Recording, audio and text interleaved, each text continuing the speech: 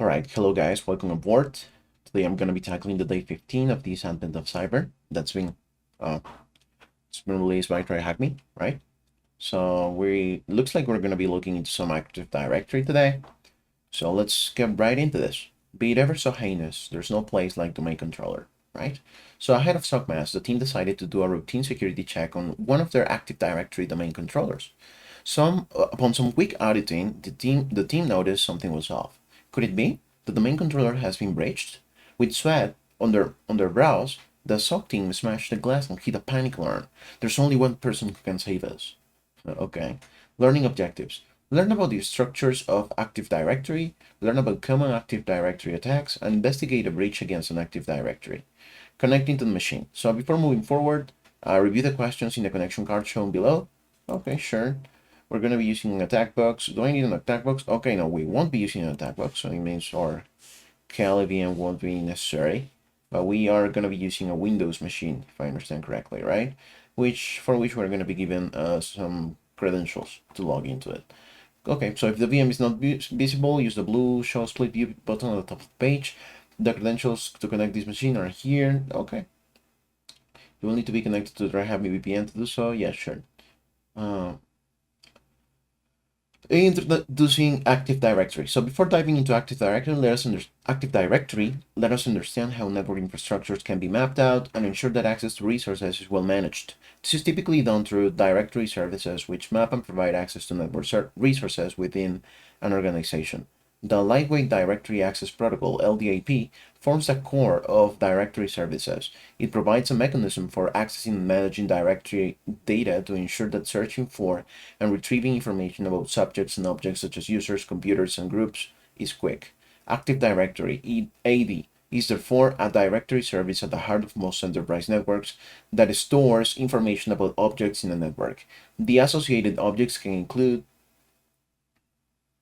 users, groups, computers, and printers, right? So users are the individual accounts representing people or services, and then groups, collection of users or other objects, often with specific permissions, then computers, machines that belong to the domain governed by AD policies, and then printers and other resources, network accessible devices or services, right? So the building blocks of an AD architecture include domains, organizational units, forests, and trust relationships. So the domains are logical groupings of network resources such as users, computers, and services. They serve as the main boundary for AD administration and can be identified by their domain component and domain controller name. Everything inside the domain is subject to the same security policies and permissions. Okay. Organizational units. OUs are containers within a domain that help group objects based on departments, location, or functions for easier management. Administrators can apply group policy settings to specific OUs, which is organizational units, right? Allowing more granular control of security settings or access permissions. Forest, a collection of one or more domains that share a standard schema, configuration, and global catalog. The forest is the top-level container in AD. Okay. Trust relationships. Domains within a forest and across forests can establish trust relationships that allows users in one domain to access resources in another, subject to permission. Okay, combining all of these components allows us to establish the distinguished name, right? That an object belongs to within the Active Directory. The structure of the name would be as follows: DN equals CN equal may or malware. OU would be management. DC would be wearable, and the DC would be THM, another domain controller. Okay. So core Active Directory components. Active Directory contains several key components that allow it to provide a wide range of services. Understanding these components will give one a clear picture of how AD supports administrative and security operations. Domain controllers, DCs, domain controllers are the servers that host Active Directory services. They store the AD database and handle authentication and authorization requests, such as logging in users or verifying access to resources. Multiple DCs can exist within a domain for redundancy. When changes are made to AD, such as adding users or updating passwords, these changes are replicated across all DCs, ensuring that the directory remains consistent. Global Catalog. The Global Catalog, GC, is a searchable database within AD that contains a subset of information from all objects in the directory. This allows users and services to locate objects in any domain in the forest, even if those objects reside in different domains. LDAP, Lightweight Directory Access Protocol. Okay. AD uses this protocol to query and modify the directory. The protocol allows for fast searching and retrieving of information about objects such as users, computers, and groups. And then comes the Kerberos authentication, right? The default authentication protocol used by AD provides secure authentication by using tickets rather than passwords. Then comes group policy. One of Active Directory's most powerful features is group policy, which allows administrators to enforce policies across the domain. Group policies can be applied to users and computers to enforce password policies, software deployment, firewall settings, and more. Group policy objects. So GPOs are the containers that hold these policies. A GPO can be linked to the entire domain. An OU, organizational unit, right? Yeah. An OU, where were we? Oh, here. Or a site, giving the flexibility in applying policies. Let us say that MaxKitty wants to ensure that all users within Wearable SOC follow a strict password policy, enforcing minimum password lengths and complexity roles. Here is how it would be done. Using the run window, open group policy management. The run window, let's open this and then open group policy management from your server by typing gpmc.msc. Okay. Cannot find gpmc, not s. Oh, my bad, guys. What did I do? No, come on. All right, let's click on OK. Okay, I mistyped. It's C instead of S. And then we should be okay. We've opened the group policy management, right? So right click on your domain, which is Wearable, and select create. Right click here. Create GPO, a GPO in this domain, and link it here. Right click your domain. Domains. Oh, here. Okay, so right click your domain and create a GPO in this domain and link it here. Okay. Name the new GPO. I'm sorry guys, I don't know why I'm like this. Might need some coffee. Let's name it password policy, right? And then edit the GPO by navigating to computer configuration. Source started, I guess this is the default. Okay. Password policy. Now, edit the GPO by navigating to computer configuration, which is where group policy moduling, policies, Windows settings, security settings, account policies, and password policies. Okay. So I guess you're asking me to go to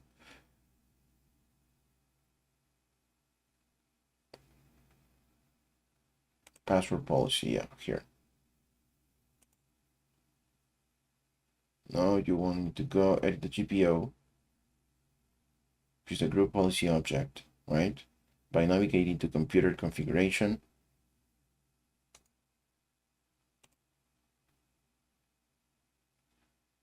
I don't see no computer configuration, bro.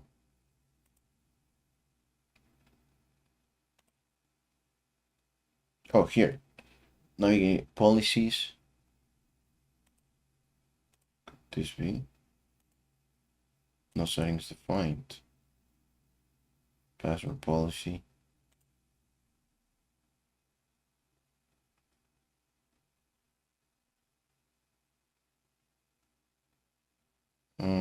Windows settings, security settings.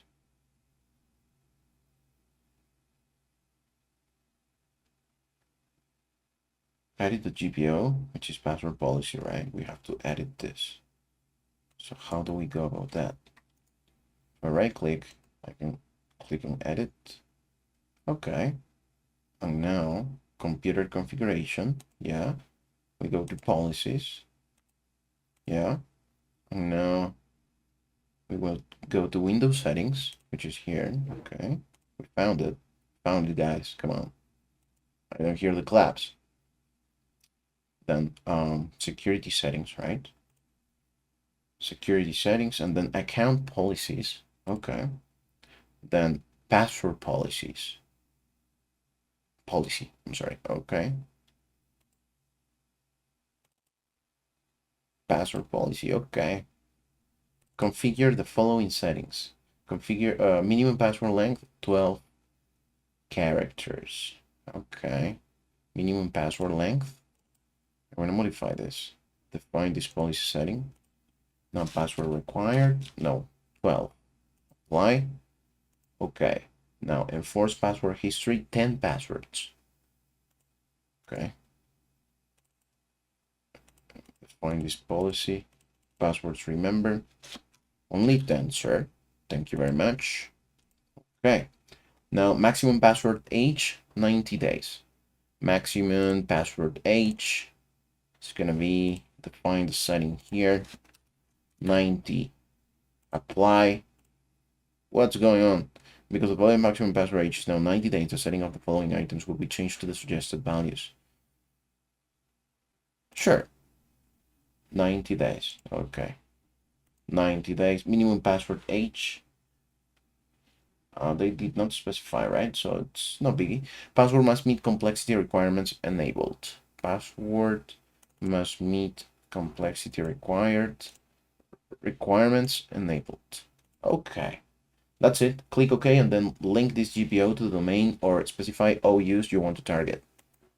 So this policy will now be applied across the domain, ensuring don't link this GPO to the domain or specific OUs you want to target. Okay, but how do I go about doing that? Are they automatically linked? Don't think so. We just created a policy, right? We still have to link it. So I guess they'll let us know. Looks like no. So password policy. Can I move this? Okay. So now right click, view, no, support list, password policy. Yeah. Okay, so here's the GPO, right? Password policy. We've configured that. So now I guess we can link except for changes to link property change make sure global to the GPO and will impact all our locations where this GPO is linked. Right. So this should apply to everything automatically, right? Because we've created it inside the domain where available. Okay, let's keep going. Common, hold up. This policy will now be applied across the domain, ensuring all users meet these password requirements. Okay, common Active Directory attacks. So adversaries are always looking for ways to breach and exploit Active Directory environments to destabilize and cause havoc to organizations. Working with Glitch to secure submask requires us to know common attacks and their mitigation measures. So golden ticket attack. A golden ticket attack allows attackers to exploit a Kerberos protocol and impersonate any account on the Active Directory by forging a ticket granting ticket, right? By compromising the KRV-TGT account and using its password hash, the attackers gain complete control over the domain for as long as the forged ticket remains valid. The attack requires 4 critical pieces of information to be successful. Fully qualified domain name of the domain, right? SID of the domain, username of an account to impersonate, and the KRV-TGT account password hash. Detection for this type of attack involves monitoring for unusual activity involving the KRV-TGT. Event ID 4768, look for TGT requests for high privilege accounts, and then event ID 4672, these logs when special privileges, such as set CV privilege, are assigned to the user. Then comes pass the hash. So this is another type of attack, right? So this type of attack steals the hash of a password and can be used to authenticate to services without needing the actual password. This is possible because the NTLM protocol allows authentication based on password hashes. Key ways to mitigate this attack are enforcing strong password policies, conducting regular audits on account privileges, and implementing multi-factor authentication across the domain. Okay, and then comes Kerberosing. Kerberosing is an attack targeting Kerberos in which the attacker requests service tickets for account with service principal names, extracts the tickets and password hashes, and then attempts to crack them offline to retrieve the plaintext password. Mitigation for this type of attack involves ensuring that service accounts are secured with strong passwords, and therefore implementing secure policies across the AD would be the defense. Okay. Pass the ticket. In a pass the ticket attack, attackers steal Kerberos tickets from a compromised machine and use them to authenticate as the user or service whose ticket was stolen. This attack can be detected through monitoring for suspicious logins using event ID 4768, which is a TGT request, especially if a user is logging in from unusual locations or devices. Additionally, event ID 4724, successful login, will reveal tickets being used for authentication.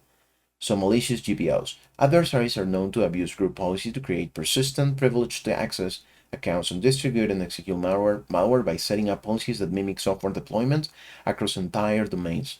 With escalated privileges across the domain, attackers can create GPOs to accomplish goals at scale, including disabling core security software and features such as firewalls, antivirus, security updates, and logging.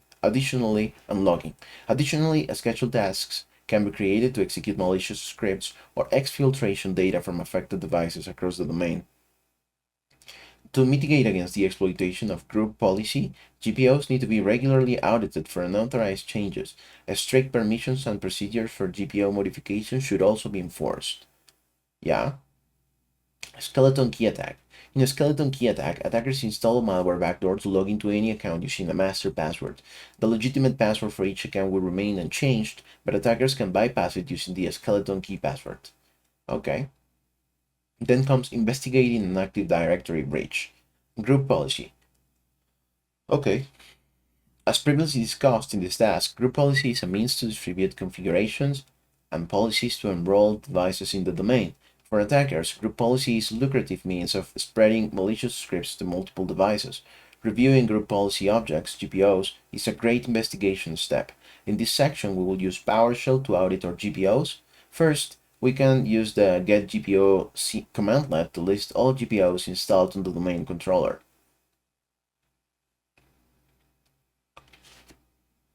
Okay. I guess they're asking us to do that, right? PowerShell. I want to run this as administrator, of course. Okay. Get GPO. Ooh, not with double E, bro. GPO. All. Alright. So we get all the group policies, right? This would allow us to look for out of place GPOs. We can export the GPO to an HTML file for further investigation to make it easier to see what configurations the policy enforces. For this example, we will export the set wallpaper GPO. Please note that this is a demonstration GPO and isn't present on the practical machine for today's task. Okay, so get a GPO report, minus name, set wallpaper. Okay, is that the command? Okay, no. So then, when opening the HTML file in the browser, we are presented with an overview of things such as when the policy was created and modified, what devices or users the GPO applies to, the permissions over the GPO, and the user or computer configurations that it enforces. Okay. User configuration, then desktop. So from the screenshot above, we can see that the policy sets the desktop wallpaper of devices using the image located in thm.jpg on the domain controller. Okay.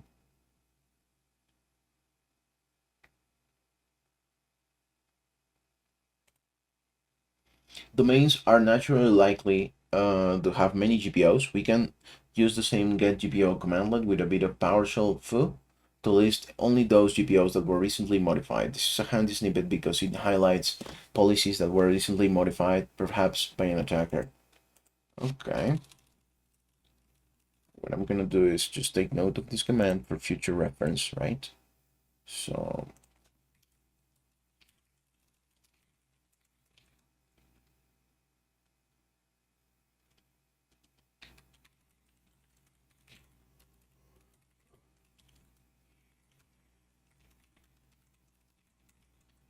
Active Directory should be good. And then, okay, get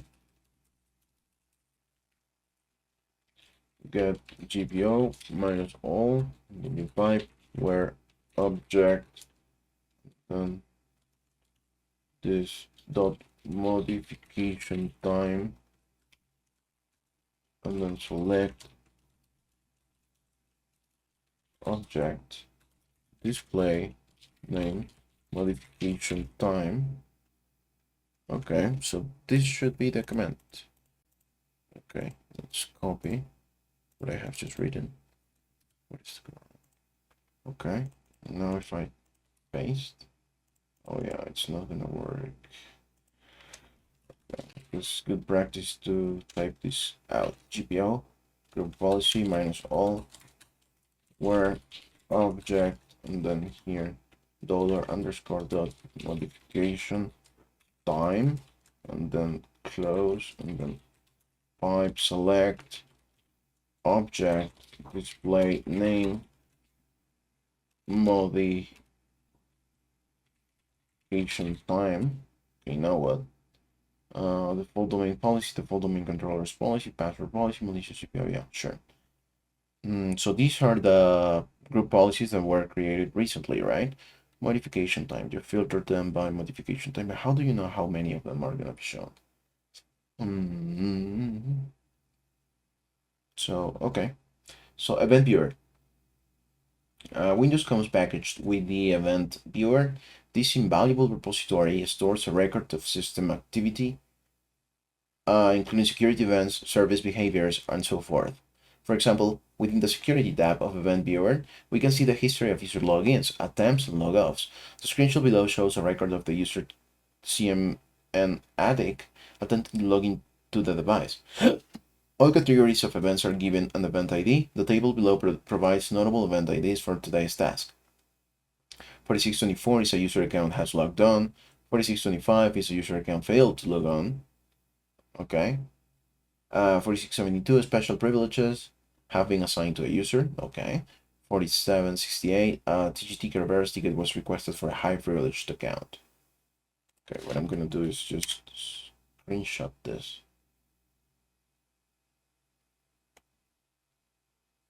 Notable event IDs, right? For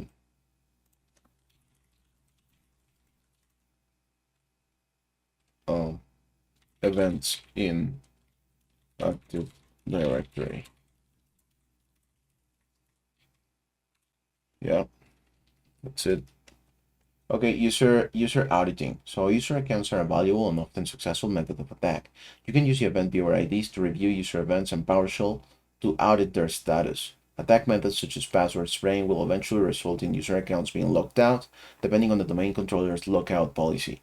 To view all locked accounts, you can use the search-ada account CM commandlet, applying some filters to show information such as the last time the user had successfully logged in. So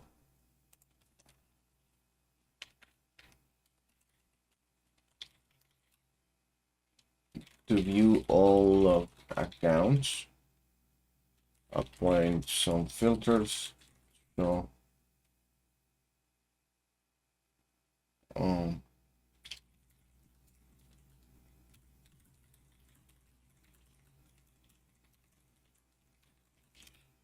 okay, so the command is search-ada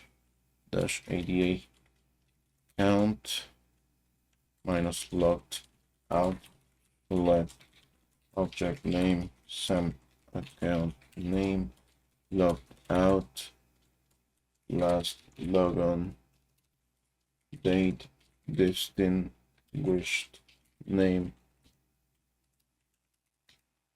Okay. Additionally, a great way to quickly review the user accounts present on a domain, as well as their group membership, is by using the getAdUser command demonstrated below.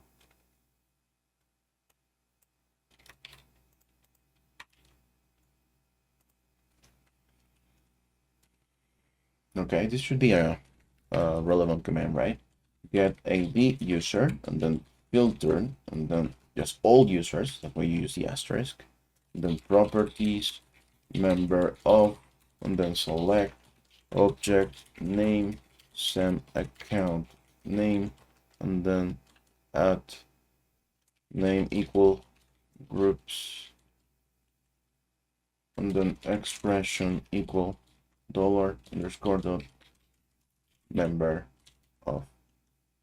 Yeah, that should do. All right. So reviewing PowerShell history and logs. PowerShell, like Bash on Linux, keeps a history of the commands inputted into the session. Reviewing these can be a fantastic way to see recent actions taken by the user account on the machine. So on a Windows server, this history file is located here. Okay,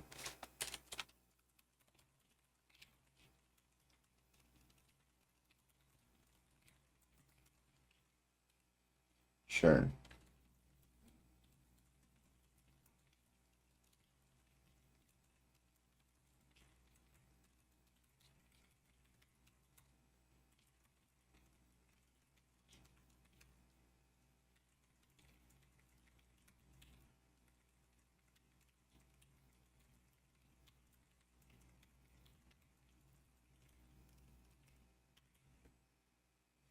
This could come in handy, right? We're making an audit on a particular Active Directory domain controller. Um, if we want to check over, we suspect a particular user has been doing some shady stuff.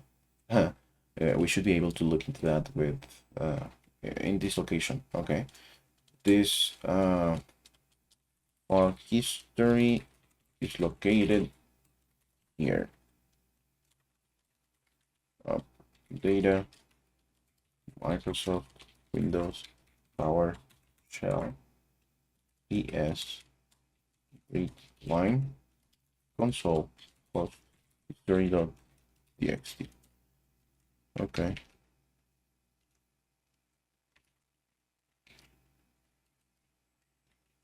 Yeah, sure. All right. You can use the inbuilt notepad on Windows for your favorite text editor to review the PowerShell command history. Right. Okay. Additionally, logs are recorded for every PowerShell process executed in a system. These logs are located within the event viewer under application and services logs, Microsoft, Windows, PowerShell, operational, or also under application and service logs, Windows, PowerShell. The logs have a wealth of information useful for incident response. Yeah, you bet. So practical. Your task for today is to investigate where will SOCMAS, Active Directory Controller, for the suspected breach. Answer the questions below to confirm the details of the breach. So use the security tab within the event viewer to answer questions 1 and 2. Okay. This is the group policy. So I want to go to the event viewer, which is this one. So you're telling me to use the security tab of the event viewer within the event viewer to answer questions 1 and 2, for which I tell you, all right, audit success. Okay, so on what day was glitch malware last logged in? Agree we to click review these accounts present in the domain. Okay, so I guess we could use, we could check, let's check all the users, right? Let's have some fun. ID user minus filter, all users, properties, member of, and then select object name, sem account name, and then name groups, and then expression dollar underscore dot member of. So this should give me all the users that are under this domain controller, right? And we do see on what day was glitch malware last logged in. Glitch malware. Okay, so we found glitch malware. Now we want to find out on what day was glitch malware last logged in. Okay, so that we should be able to check that in this particular event viewer, right? Security, and there was a particular user account has logged on what they last logged in.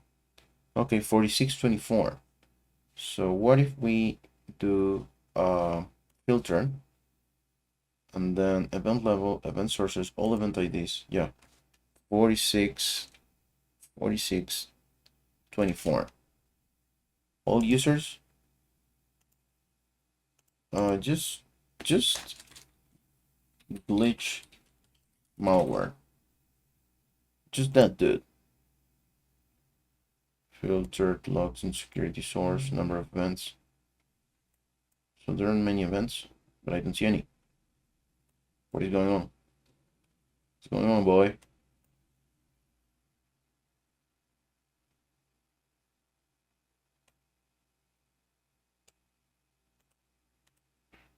Filter log security glitch malware event ID. Number of events. I don't see nothing.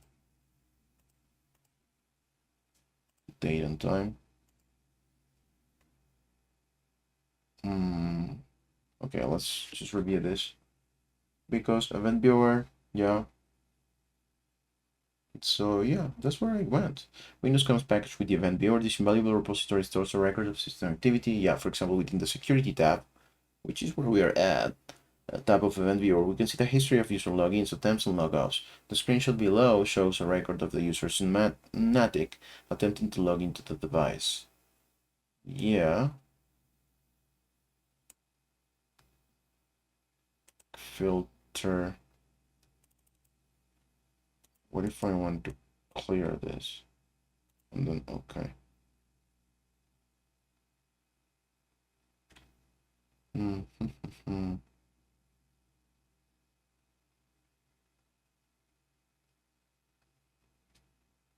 Okay.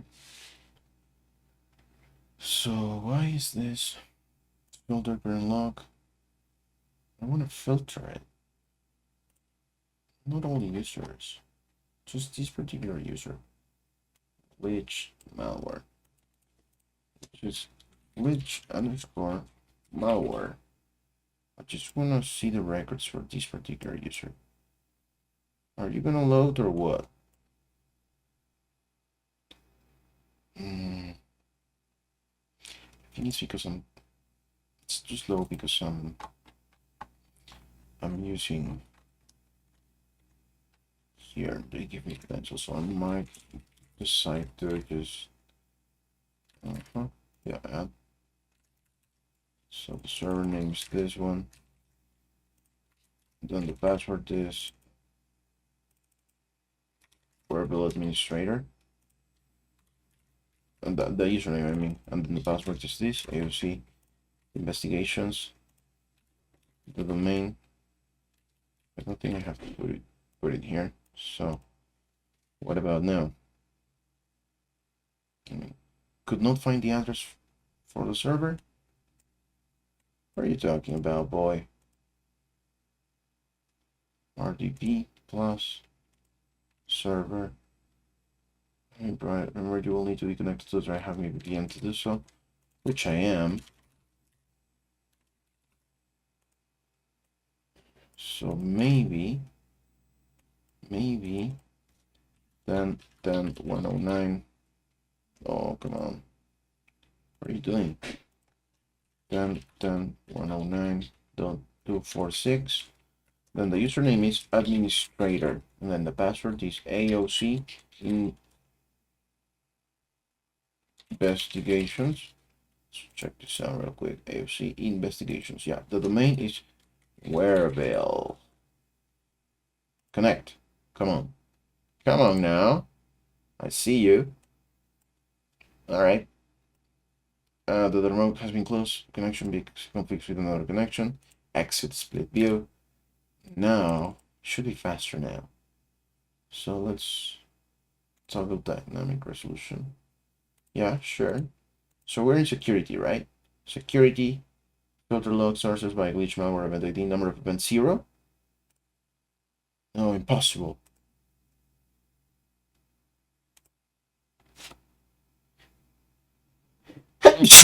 Ah, bless you. Thank you. Okay, what if we remove this? Still no events for this particular user. So that's weird. That's all. We should have some. Wait. Yep. Here. What's the name of this user? It's glitch malware.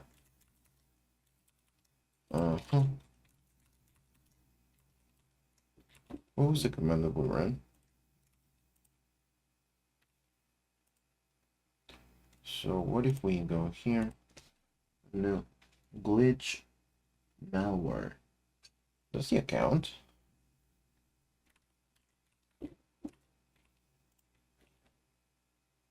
You know what? What I'm gonna do is clear filter.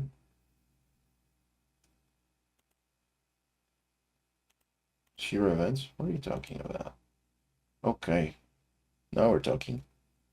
So log on. Let's filter by date. There was a particular log on. From which user?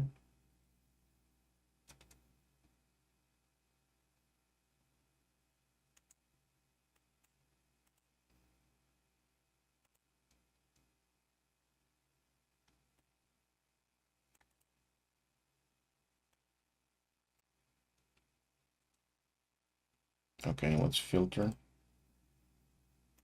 by event ID, which is 4624. That says that 4624, that says that an account has logged on. Okay, now what? Sorting. Okay, good.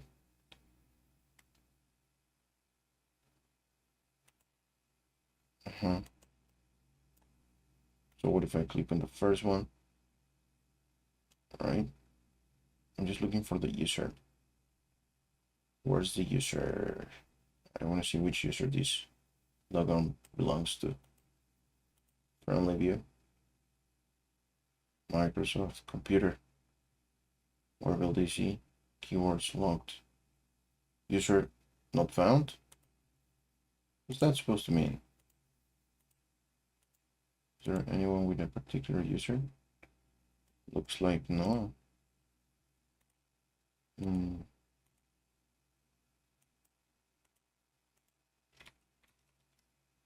On what day was which malware last logged in? Answer format is this. So,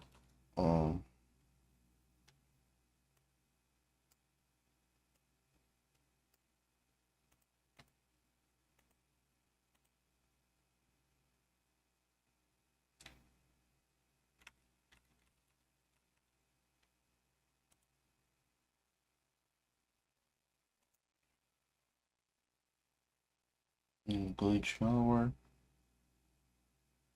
I don't know. On what days logged in? I mean, am I doing something wrong with this filtering? This is where we should find them, right? If I check the details of this particular one, where will user 22, subject user's ID.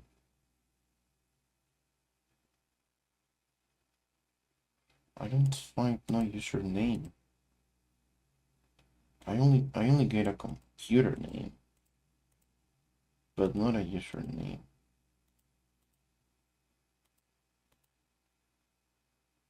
Account number.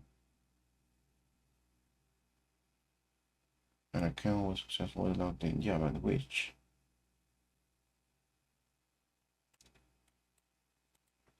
Login ID. Or bill. Am I doing something wrong? Forward security. That's all, guys. So let's just dive right into this again. Maybe. Okay, let's read through this. Investigating an Active Directory, common Active Directory attacks. Don't know. I'll pass the ticket. Can GPO touch all?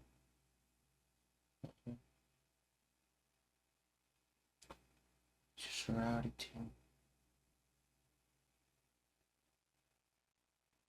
Yeah, you can use event to filter user events and partial to audit their status. Yeah, search add account, lockdown, property members up, and then we get all the users. That's what we just got. Reviewing partial history and logs. This is why you shouldn't get the user account demonstrated below.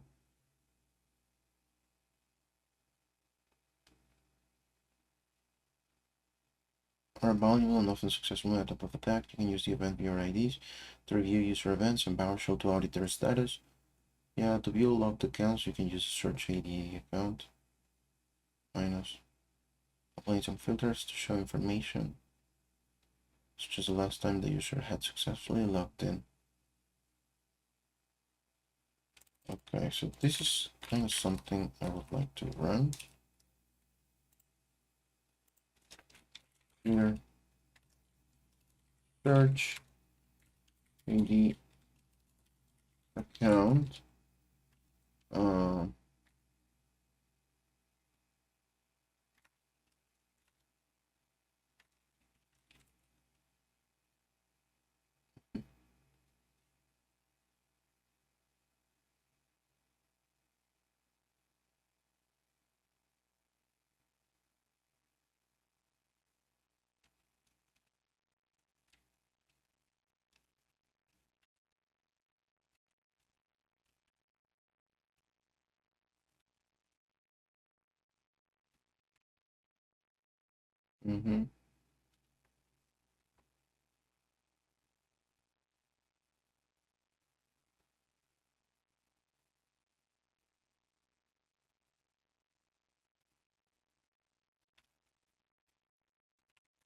Okay, let's just go through let's find quickly on this walkthrough, how did he manage to get that information? So command of tick directory attacks.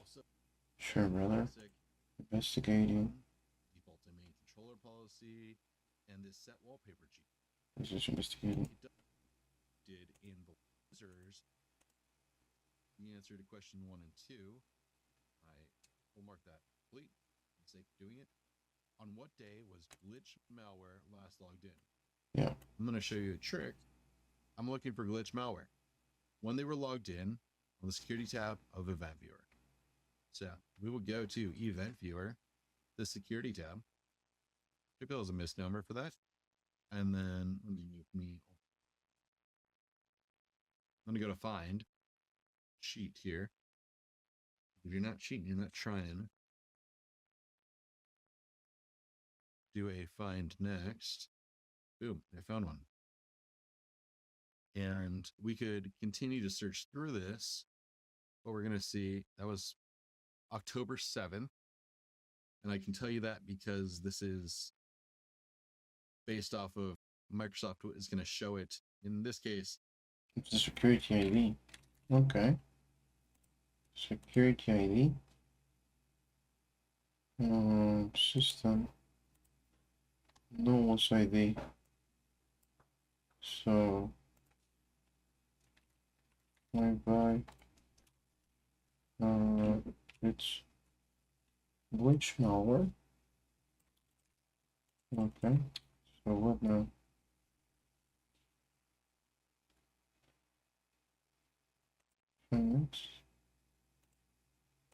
Wait. Clear filter. No. Reload. Now find glitch malware. Find next. And then what do you tell me? Glitch malware. Yeah. Okay. User initiated log off. Sure.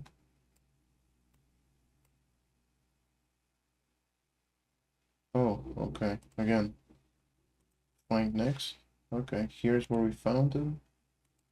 Here is audit. This is the log off. And then this is the log on, right? Log off. Okay. And this log off. And then log on. Wait, what? I'm lost. Let's keep going through this, guys. Walk through. in the American format, think about hover over it. I was wondering if it would say November, because that's going to be an issue in a second. But we could continue to go through and see the details of this was glitch malware. and it was someone was logged off. Let's find a log on, special log on.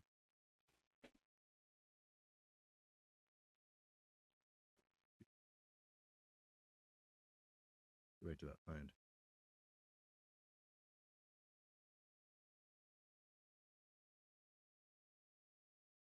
Another log off.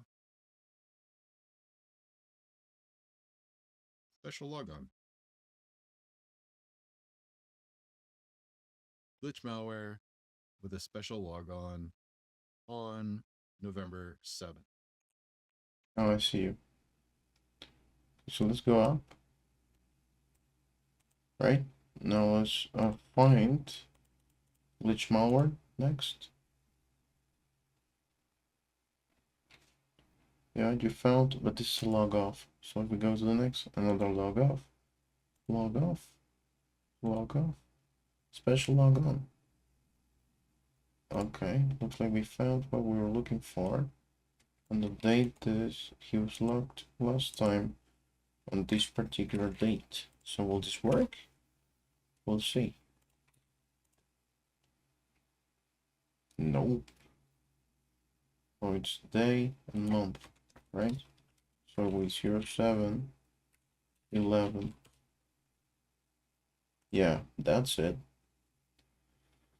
So what event ID shows the login of the glitch malware user? What event ID? 4672. Oh, because it was a special privileged. 4672.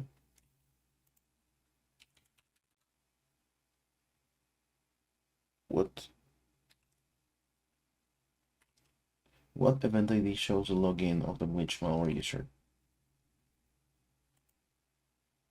Oh, if it's just the login, 4624 should be. But what am I gonna I'm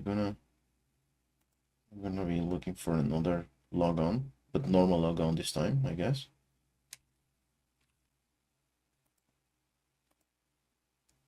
Uh -huh. 4624 it would be, right? 4624. Yeah. So read the PowerShell history of the administrator account. What was the command that was used to enumerate Active Directory users? Okay. So this should be fairly easy. No, not easy. It never is easy. It's fairly simple, right? PowerShell. So we have to just basically go through the history. Reviewing PowerShell history and logs. This is the note that we took. So file history is located. Where is that located? Here, I guess under Windows, app data.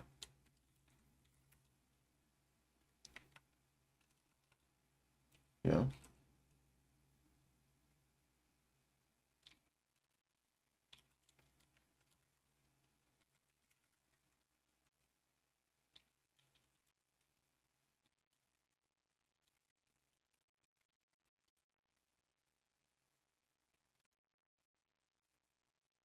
Yeah, how do I go to that particular route?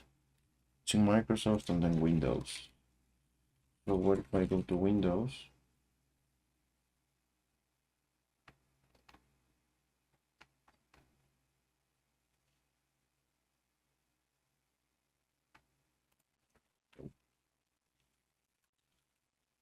So maybe program files.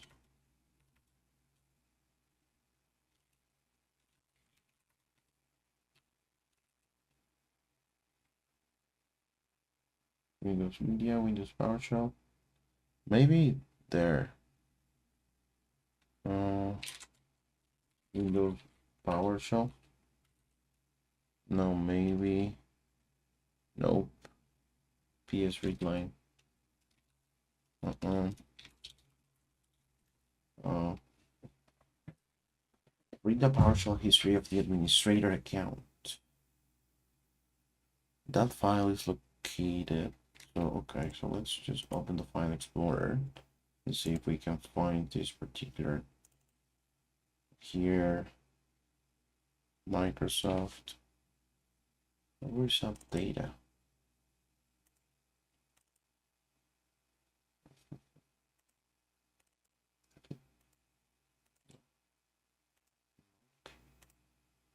Maybe it's just under system 32.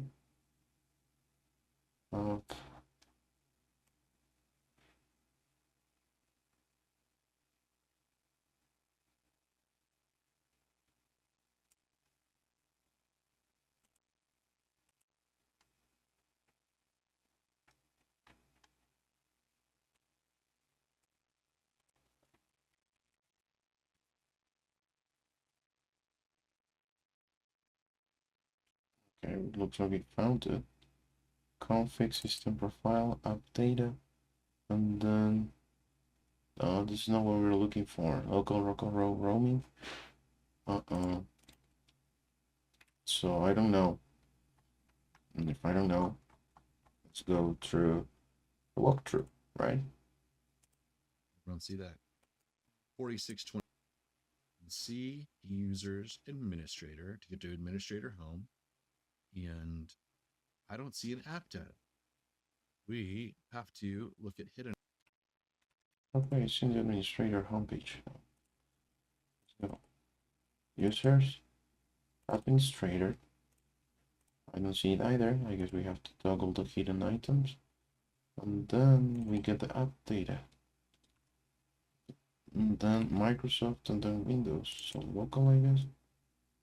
Microsoft, and then Windows, then PowerShell, and then console host history, which I don't see. You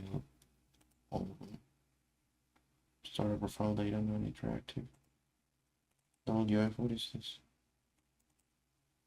Microsoft scheduled jobs. Okay. hidden items. Mm-hmm. So app data, which was hidden before. Oh, roaming. Okay. Roaming. Microsoft. Then Windows. Then PowerShell.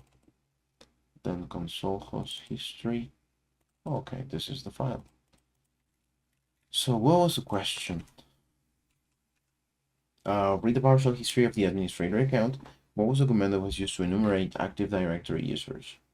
Get the user filter properties member of GPO. I think it was this one. The only filter is all users, so yeah.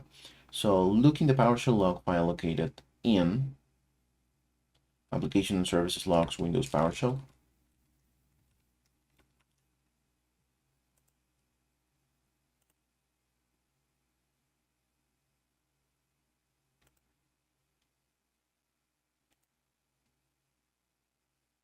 Windows PowerShell.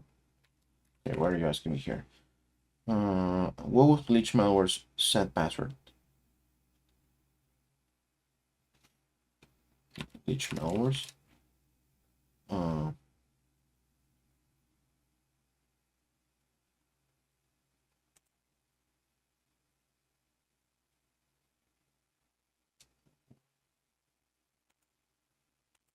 this engine story state is changed from none to active. Provider variable is started.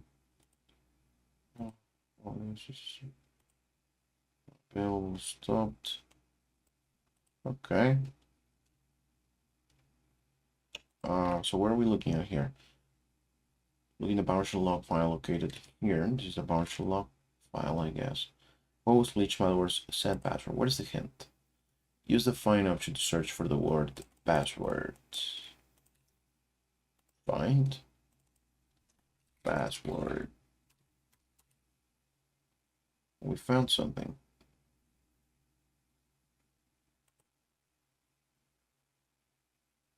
Engine state changed from available to stopped.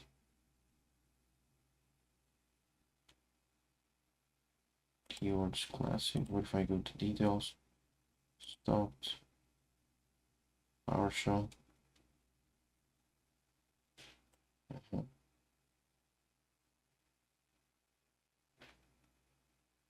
I don't see.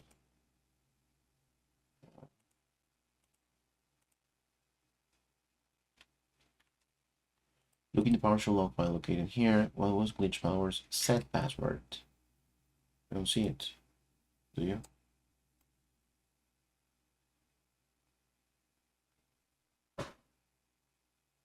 Stop keywords classic. Can this be related to the new set password? No. So let's find the next one, I guess. Find next. Provider lifecycle.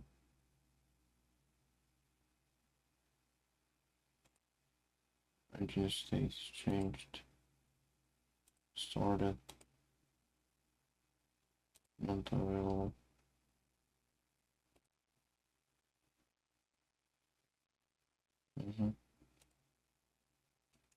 I don't know. How do you go about this, Roy? Teach me. Roaming my noob friendly commands for hackers. And I know pros who do the same thing too. Oh, I'm not a pro pen tester. And a sales guy. Okay. Look in the PowerShell log file located in application and service logs in Windows PowerShell. What was glitch malware's set password? This one could be interesting. I'm going to grab glitch malware. And I'm going to go back in the event viewer. In this case, it's Windows PowerShell 1. And let's find some glitch malware. And I'm going to cheat a little bit. I want to find password. So maybe we also do this. That didn't work.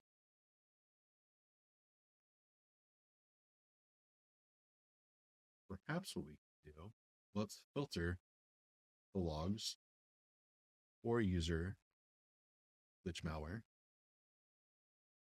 And do that. Okay, didn't like that one. Right to find. Might just have to do this the long way. If there's anything that shows password, running some commands.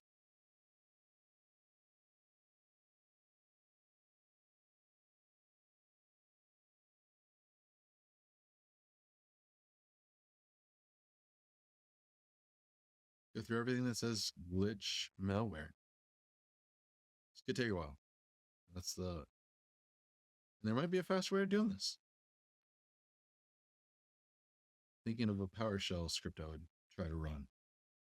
And if you had access to Echo, there's things you could ask it.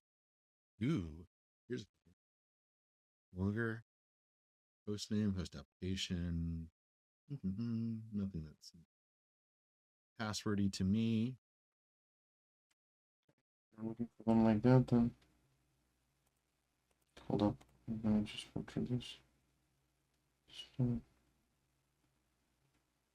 okay, here. Command password, convert to secure string. Oh, here, we found it. That was, well, I didn't expect it this fast. Super secret password. Is that it? Let's have to delete this. So then, review the group policy objects present on the machine. Group policy objects present on the machine. Yeah. So get all. What is the name of the installed GPO? Installed GPO.